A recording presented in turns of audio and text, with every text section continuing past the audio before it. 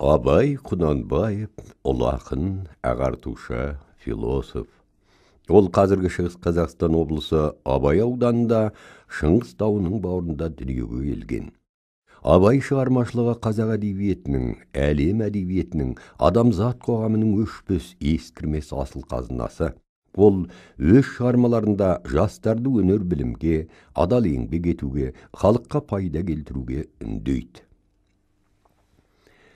Ғылым таппай мақтан бөлеңінде, ғылымның қоғам мен адам өміріндегі мәнін, дүние дөзі, мал дөзі дей отырып, оған жетудің жолдарын ұсынады.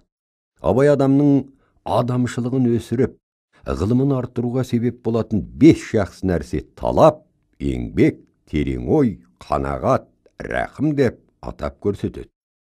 Ал адамның ғылымын арттырмай, нағыз адам болып қалыптасуына кесел болатын өсек айтудан, өтірік айтудан, мақтаншақтықтан, еріншектіктен, мал дүниесін орынсыз шашатын ысырапшылдықтан сақтандырады. Абай: біреу білмей сен білсең, білгеніңнің бәр тұл деп, ғылымға жетудегі мақсат алған білімді өзіңе ғана сіңіру емес, сол үйренгеніңді басқаға да үйретіп, өзіңе ғылым білімі тең келетін адам санын көбейтіп, білімді, мәдениетті орта қалыптастыру керектігі туралы ой тастайды.